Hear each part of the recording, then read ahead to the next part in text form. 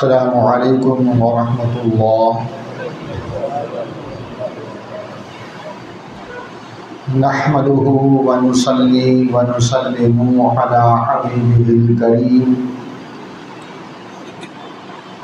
اما بعد فاعوذ باللہ من الشیطان الرجیم، بسم اللہ الرحمن الرحیم۔ الطلاق مرتان فإمساك بمعروف أو تسريح بإحسان۔ صدق اللہ مولانا العظیم وبلغنا رسوله النبی الامین العالم الکریم،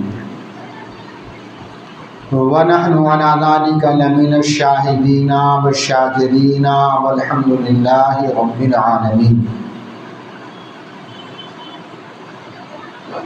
انتہائی عقیدت و محبت کے ساتھ بارگاہ رسالت مآب صلی اللہ علیہ وسلم میں ہدیہ درود و سلام پیش کریں۔ اللہم صلی علی سیدنا و مولانا محمد وعلی آل سیدنا و مولانا محمد مبارک وسلم صلاۃ و سلاما علیک یا سیدی یا رسول اللہ یا سیدی یا نبی اللہ۔ ہم نے گزشتہ ہفتے اپنی گفتگو کا یہ عنوان قائم کیا تھا کہ ازدواجی زندگی کے اختلاف سے بچنے کی تدبیریں اور انتہائی حالات میں طلاق سنت یا طلاق شرعی کا طریقہ۔ آج بھی ہم اسی معاشرتی اور سماجی مسئلے پر آپ سے گفتگو کریں گے اور آپ کی رہنمائی کی جائے گی، چونکہ یہ باتیں نکاح اور طلاق، پہلے نکاح اور اس کے بعد ہی طلاق کا کبھی نمبر آتا ہے، ان دونوں کا تعلق سماج اور معاشرے سے ہے۔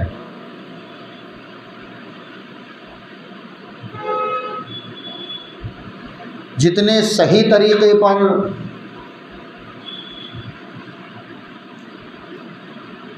اور صحیح سوجھ بوجھ اور دیکھ بھال کے ساتھ نکاح کا انعقاد ہوگا، نکاح کیا جائے گا، شادی ہوگی، سماج اور معاشرہ اتنا ہی خوشگوار ہوگا، بہتر ہوگا۔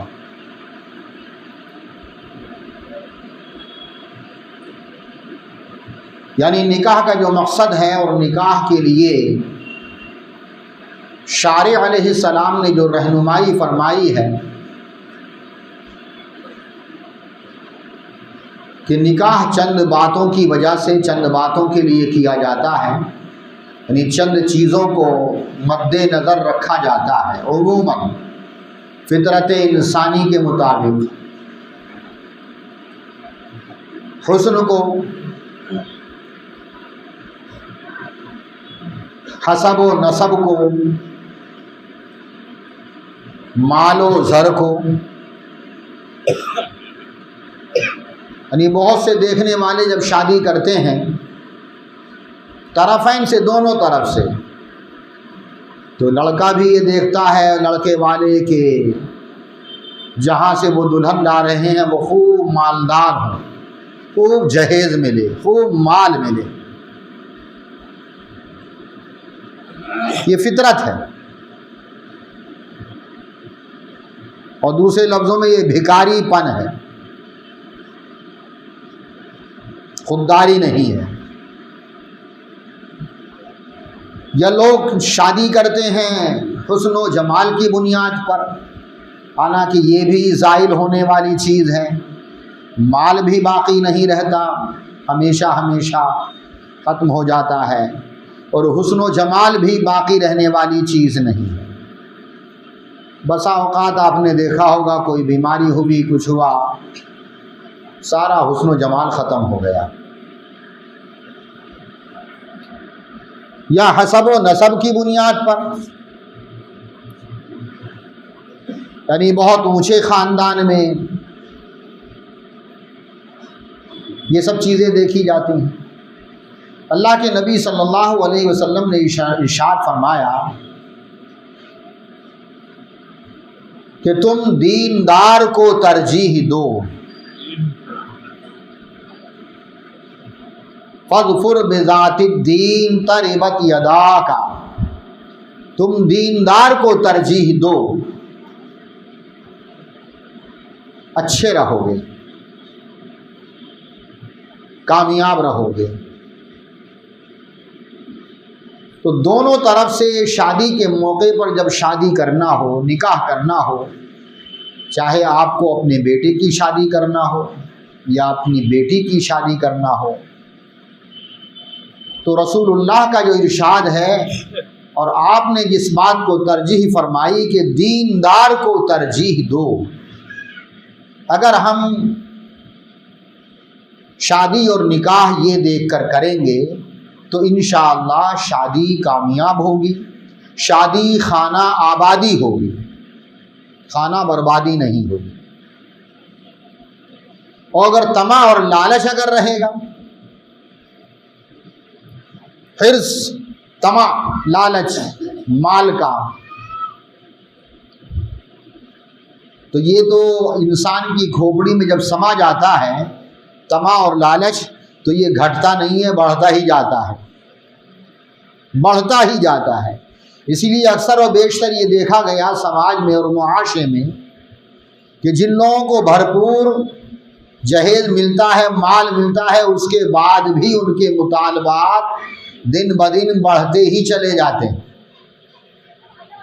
اور ایک دن طلاق کی نوبت آ جاتی ہے.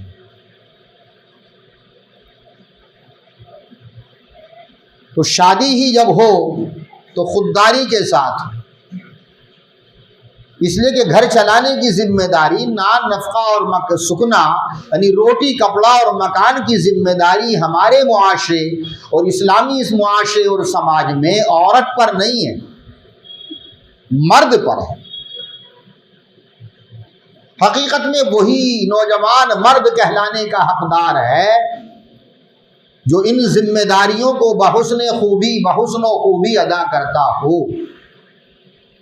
نان نفقہ اور سکنا، روٹی کپڑا اور مکان، اور اس میں سسرال کا بالکل محتاج نہ ہو، احسان مند نہ ہو، اپنے بازوؤں سے کما کر، محنت و مشقت سے کما کر، اپنی عقل و دانائی سے کما کر اپنا گھر چلاتا ہے، اپنے اہل کی پرورش کرے، ان کی کفالت کرے، اپنے ماں باپ کی کفالت کرے، وہ نوجوان خوددار ہے.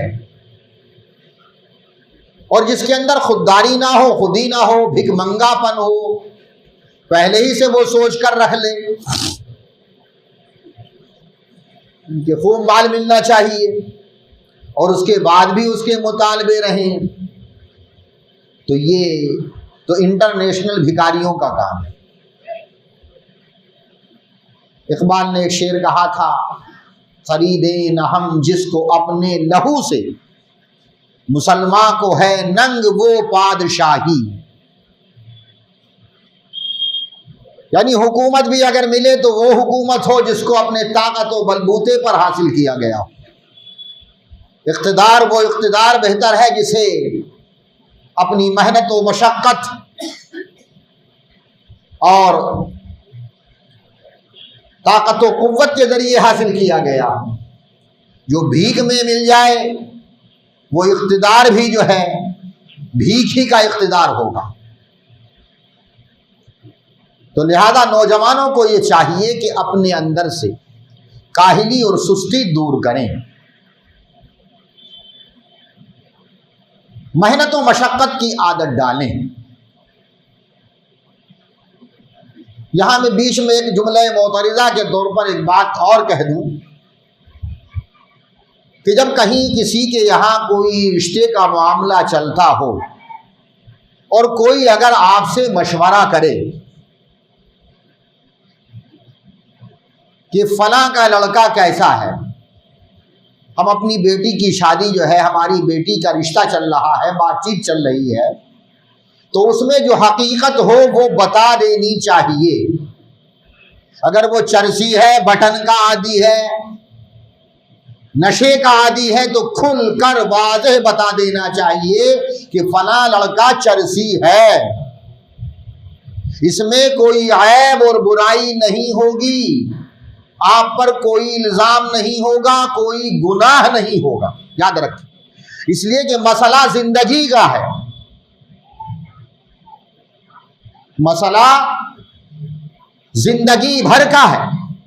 آپ نے عیب چھپایا اور اس نے آپ کے بھروسے پر اپنی بیٹی اس کے حوالے کر دی، نکاح کر دیا، اور معلوم ہوتا وہ تو چرسی ہے، معلوم ہوا بعد میں نشہ خور ہے، رات بھر جو ہے آوارہ گھومتا ہے، یہی عادت تھی، یہی بعد میں بھی رہی، نبھے گا نہیں، طلاق ہو جائے گی۔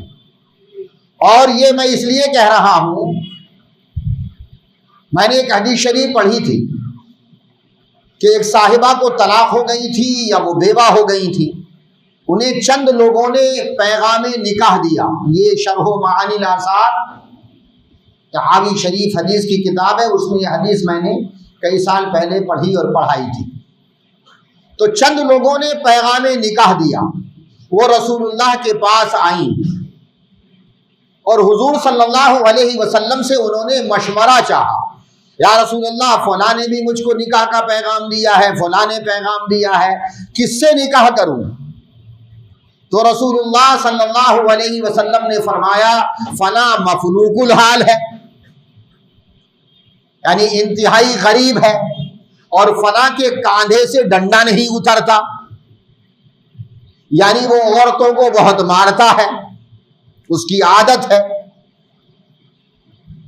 رسول اللہ نے فرمایا تم اسامہ بن زید سے کیوں نہیں نکاح کر لیتی ہو، جو رسول اللہ کے متبنہ تھے۔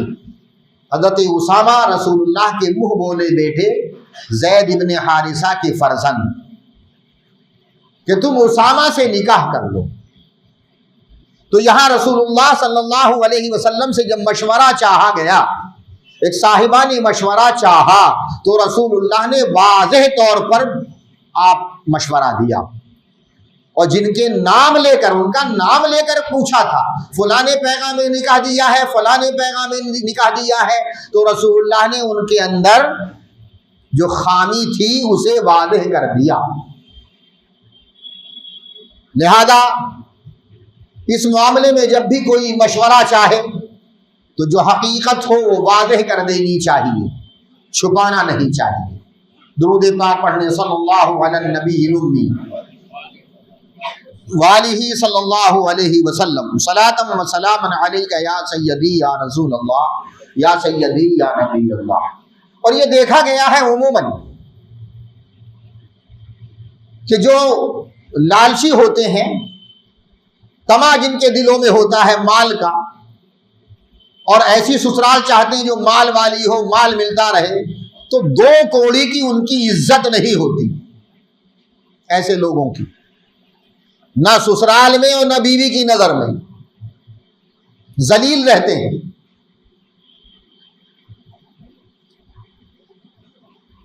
لہذا اگر ذلت سے بچنا چاہتے ہیں ہماری ملت کے نوجوان جنہوں نے ابھی شادی نہیں کی ہے، تو وہ خود محنت کش اور جفا کش بنے، خوددار بنے، اپنے اندر خودی پیدا کریں، اور اپنی خودی کے ذریعے اپنی محنت و مشقت سے ترقی کریں، گھر بنائیں اور ترقیاں کرتے جائیں، تو سماج میں بھی عزت ہوگی، سسرال میں بھی عزت ہوگی، ہر طرف عزت ہی عزت ہوگی انشاءاللہ۔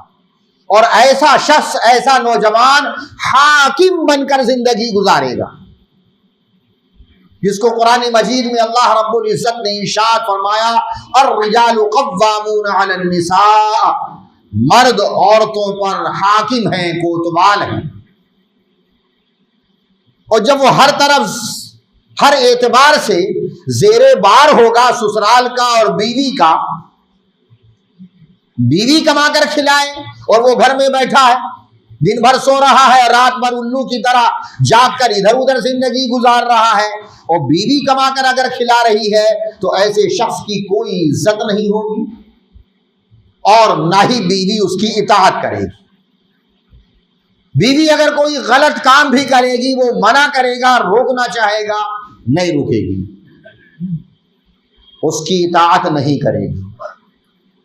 لہذا ہمیں اور آپ کو چاہیے، خاص کر ملت کے نوجوانوں کو چاہیے کہ اگر وہ چاہتے ہیں آپ کا گھر اچھا رہے، آپ کا معاشرہ اچھا رہے، آپ کے یہاں صالح اور نیک اولاد پیدا ہو، تو آپ خود صالح بنیے، نیک بنیے اور ایک اچھی زندگی گزاریے، ازدواجی زندگی، تو انشاءاللہ آپ کے گھر میں ہونے والے بچے بھی صالح ہوں گے، نیک ہوں گے، فرما بردار ہوں گے، اطاعت گزار ہوں گے۔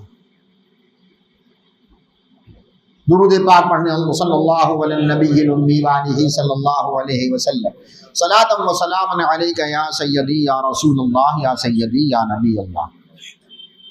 کورٹ کچہری کی طرف اگر آپ کا جانا ہو تو آپ کبھی جائیں تو دیکھیں گے فیملی کورٹ وغیرہ میں کہ وہاں اب اکثر و بیشتر آپ کو برقعے والیاں ہی نظر آئیں گی، اور کتنے مرد داڑھی والے نظر آئیں گے، مسلمان ہی نظر آئیں گے زیادہ تر فیملی کورٹ میں۔ یعنی وہاں دیکھ کر فیملی کورٹ میں ایسا لگتا ہے جیسے کہ ہر گھر میں اختلاف ہے، ہر گھر میں جھگڑا ہے، اور ذرا سی کچھ انبن ہوئی، میاں بیوی میں اختلاف ہوا تو بس پہلے عورت سیدھے جائے گی پولیس اسٹیشن، وہاں NC اور کمپلین کرے گی، اور جو نہیں ہوا وہ بھی جو ہے وہاں وہ ڈھونگ رچاتی ہے۔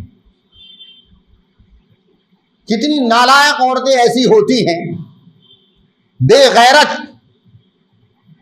کہ وہ اپنے کپڑے پھاڑ کر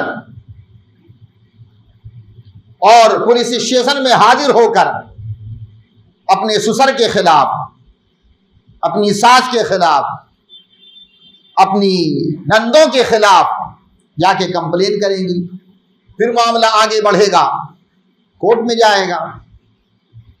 اب کورٹ میں جب جائیں گے تو وہاں کسی وکیل کو پکڑیں گے، اب چاہے وہ مسلمان وکیل ہو یا ہندو وکیل ہو، وہ کہے گا میں ایسا سبق سکھاؤں گا کہ اس کی نسلیں یاد رکھیں گی، لہذا وہ جھوٹا کیس بنائے گا اور جھوٹے گواہ بھی جو ہے وہ حاصل کر لیں گے۔ فرضی کیس، سراسر فرضی کیس، جھوٹا کیس ہوگا اور جھوٹے گواہ بھی ہوں گے۔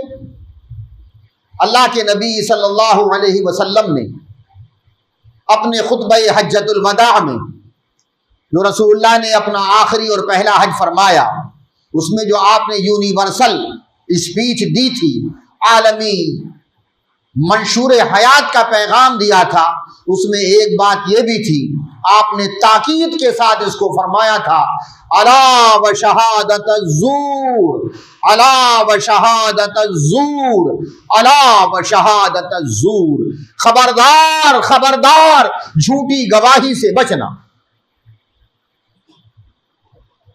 آج چند ٹکوں میں جھوٹے گواہ مل جاتے ہیں، چاہے مار پیٹ کا معاملہ ہو یا خاندانی آئینی معاملہ ہو، یہی گھریلو جھگڑے کا، کتنے جھوٹے گواہ مل جائیں گے۔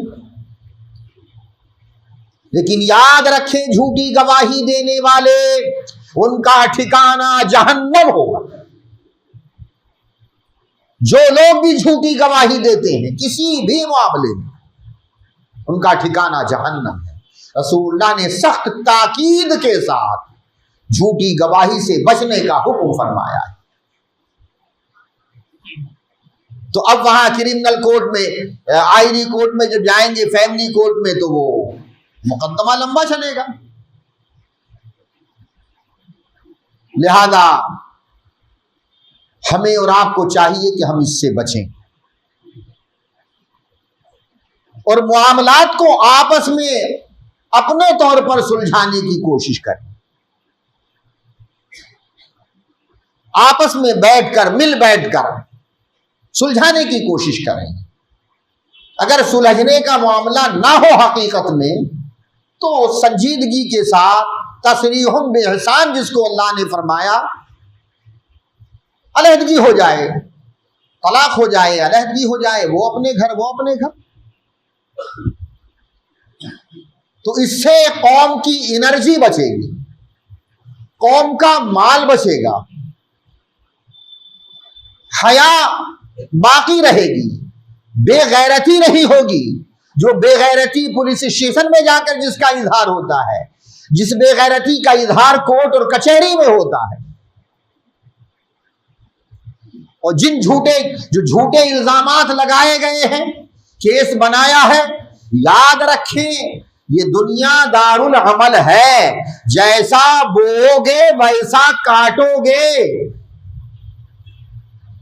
آج اگر ہم میں سے کسی نے اگر کسی کے خلاف جھوٹا کیس بنایا،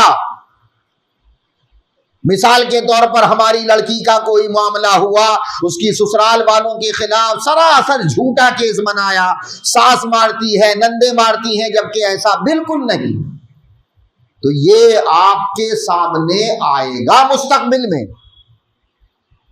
یہ دنیا ایک کھیتی ہے،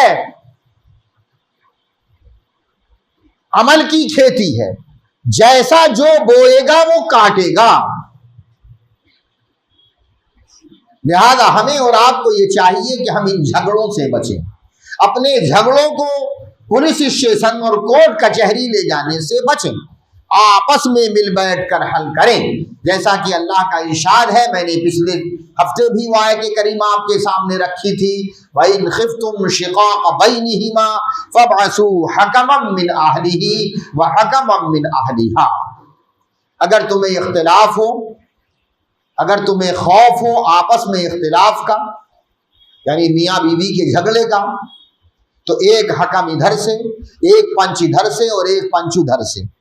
یہاں اللہ رب العزت نے ایک کو کہا ہے، لیکن ضروری نہیں ہے کہ ایک ہی ہو، چند بھی ہو سکتے ہیں، یعنی سلجھے ہوئے لوگ، سمجھدار لوگ، جہاں دیدہ لوگ، جو معاملے کو حل کرنا چاہیں، سلجھانا چاہتے ہوں، ایسے لوگ دونوں طرف سے بیٹھیں، فریقین کی بات سنیں، دونوں کی اعتراضات سنیں، دونوں کی تکلیفیں سنیں، اور اس کے بعد معاملہ حل کرنے کی کوشش کریں۔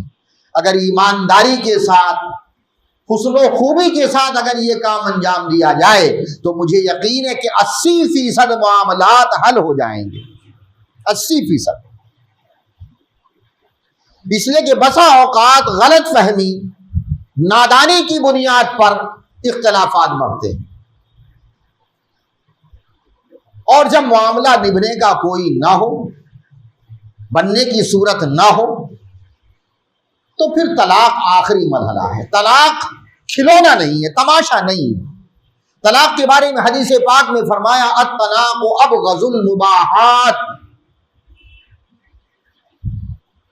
طلاق مباح کاموں میں سب سے ناپسندیدہ عمل ہے، یعنی وقت ضرورت طلاق جائز تو ہے، وقت ضرورت طلاق جائز ہے، طلاق دی جا سکتی ہے،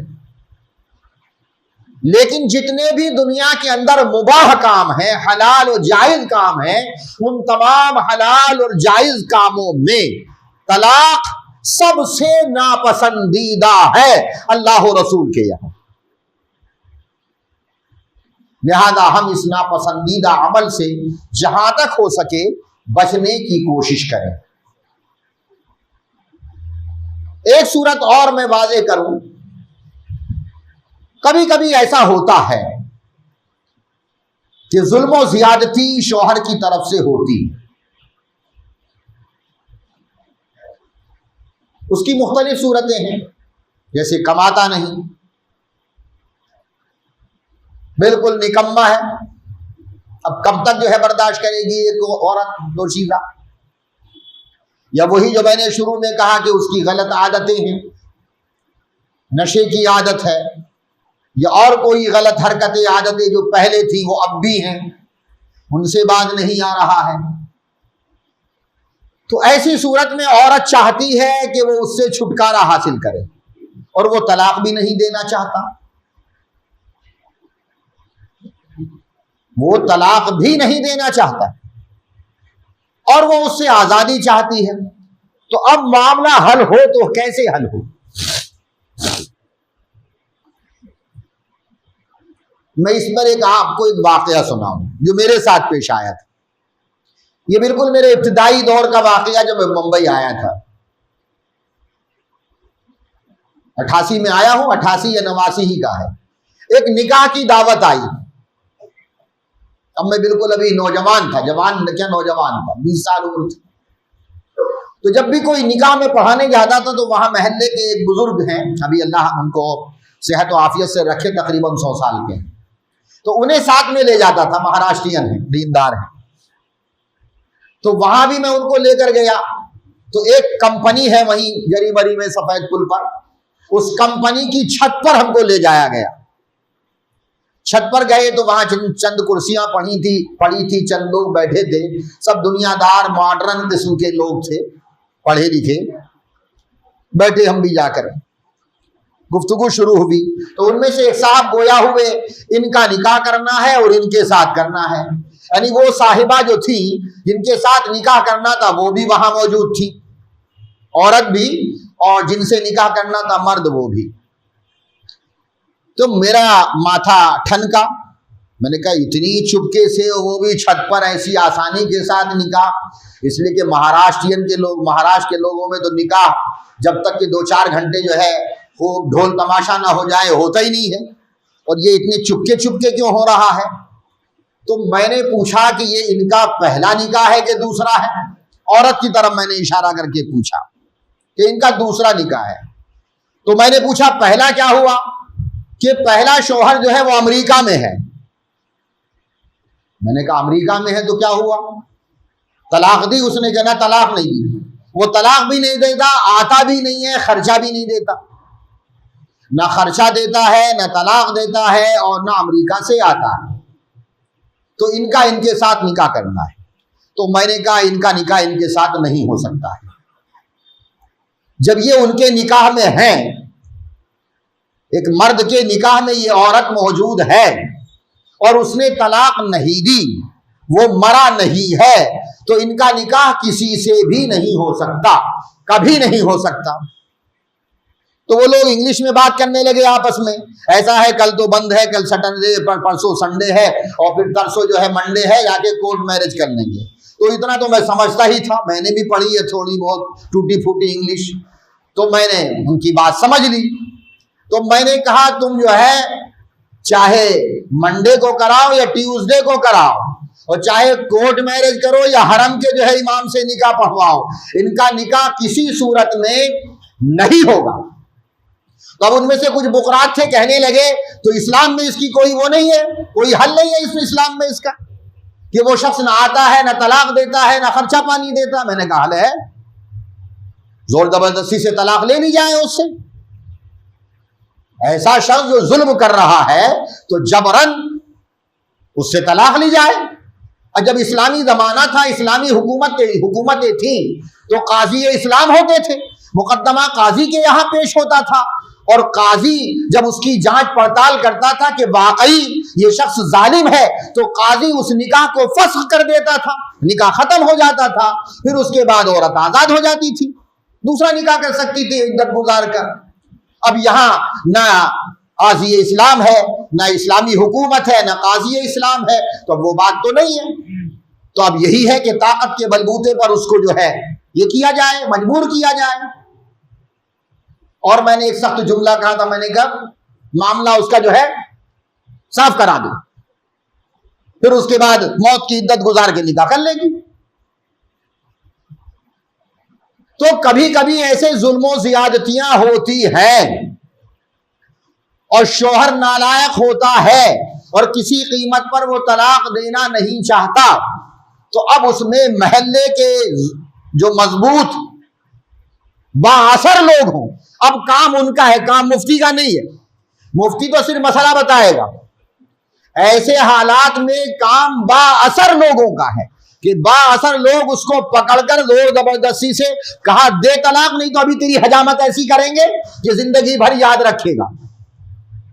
اور خالی لکھنا نہیں، کاغذ پر لکھایا نہ جائے بلکہ زبان سے اس سے طلاق لی جائے۔ یہ ایک ہوا سخت پہلو۔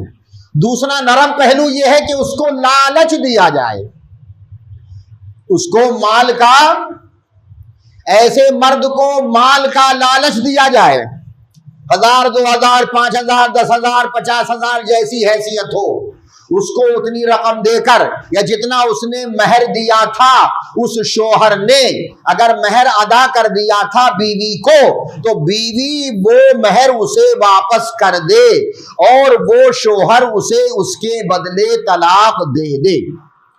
یا مہر اگر دیا نہیں تھا ابھی اس شوہر نے تو بیوی مہر معاف کر دے، بیوی مہر معاف کر دے اور وہ شوہر اس کے بدلے طلاق دے۔ طلاق پھر بھی شوہر ہی کو دینی ہے، اس لیے کہ اللہ رب العزت نے قرآن مجید میں ارشاد فرمایا بِيَدِهِ عُقْدَةُ النِّكَاحِ، طلاق نکاح کا بندھن، نکاح کی گرہ، نکاح کا بندھن یہ مرد کے ہاتھ میں ہے، یعنی مرد جب چاہے گا اسے کھول سکتا ہے۔ عورت کے ہاتھ میں نکاح کا بندھن اللہ نے نہیں دیا، یعنی طلاق کا اختیار عورت کو نہیں دیا ہے، مرد کو دیا ہے۔ اس کو کہتے ہیں شریعت کی زبان میں اصطلاح میں خلا۔ کیا کہتے ہیں؟ خلا، خے لام عین خلا، خلا یخلع خلا، یعنی گردن خلاصی، یعنی عورت کی طرف سے کچھ مال دے کر اس شوہر سے گلا خلاصی ہونا چاہتے ہیں تو عورت کی طرف سے مال دیا جائے گا اور شوہر طلاق دے گا، تب یہ خلا ہوگا۔ تب یہ، آج کل کتنے لوگ ایسے ہیں جو اس مسئلے کو نہیں جانتے، آتے ہیں ہمارے پاس کہتے ہیں وہ خلا لینا ہے، خلا لینا ہے، اور جب ان سے تفصیل پوچھی جاتی تو کچھ اور ہی نکلتی ہے۔ کتنے جو ہے کالا کوٹ پہننے والے جاہل بھی نہیں جانتے، وہ بھی نہیں سمجھتے۔ تو خلا کی حقیقت یہ ہے جو میں نے آپ کو بتائی۔ ایک بات اور بتاؤں پھر بات ختم کروں۔ جہیز جو ہمارے معاشرے میں در آیا ہے اور ایک بالکل لازم و ملزوم ہو چکا ہے شادی کے لیے، تو دلہن کے گھر والے جو جہیز دیتے ہیں، پلنگ ہے اور سب برتن برتن یہ وہ سب، ان سب کی مالکہ عورت ہوتی ہے۔ کون ہوتی ہے؟ وہ عورت کا سامان ہوتا ہے، مرد اس کا مالک نہیں ہوتا۔ وہ دلہن کے گھر والوں نے مرد کو نہیں دیا ہے، اپنی بٹیا کو دیا ہے، تو اس کی مالکہ ان کی بیٹی ہے۔ ہاں وہ کوٹ پتلون پینٹ شرٹ وغیرہ جو دی دلہن کے گھر والوں نے، سسرال والوں نے، تو وہ ایک گفٹ ہے۔ کیا ہے؟ تحفہ، گفٹ۔ اور جو نقد دیا ہے وہ ہے قرض۔ جو کیش چلتا ہے 2 لاکھ 3 لاکھ 5 لاکھ 10 لاکھ وہ ہے قرض۔ تو گفٹ، تحفہ لوٹایا نہیں جاتا، تحفہ لوٹایا نہیں جاتا، قرض لوٹایا جاتا ہے۔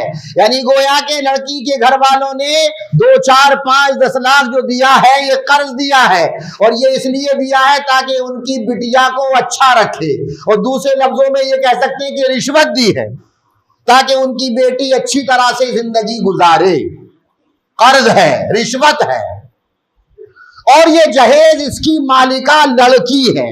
تو اختلاف کی صورت میں ہم نے بسا اوقات یہاں سے لے کر یو پی بہار تک یہ دیکھا کہ ظالم پنچ یہ فیصلہ کرتے ہیں کہ جو جہیز دیا تھا اس سب کا پیسہ بھی لڑکے والوں سے وصول کرتے ہیں. ایسے ظالم جاہل پنچ ظالم ہیں، فاسق ہیں اور ظالم ہیں، مہا ظالم ہیں. اس دلہن کو، اس لڑکی کو اپنا سارا جہیز لے جانے کا حق ہے. ٹوٹا ہو، پھوٹا ہو، برتا ہو، نہ برتا ہو، اس کی وہ مالکہ ہے، سب لے جائے. اس کا پیسہ دلوانا یہ ظلم ہے، ظلم ہے، ظلم ہے. میں جو الفاظ بول رہا ہوں میں ایک ٹیپ بھی کر رہا ہوں، کان کھول کر سن لو. اور یہ پنچایتیں یہاں سے لے کر یو پی بہار تک ہو رہی ہیں. بڑے بڑے لوگ اس میں شامل ہوتے ہیں.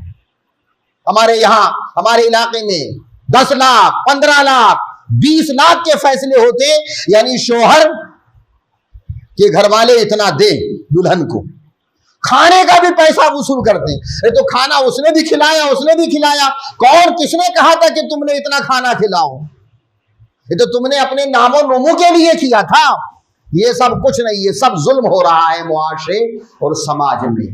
باللہ اللہ کا خوف پیدا کیجیے اپنے دلوں میں اور اسلامی شریعت، اسلامی طریقے کے مطابق زندگی گزارنے کی کوشش کیجیے. اور کہیں خدارا اگر آپ پنچ بنائے جائیں،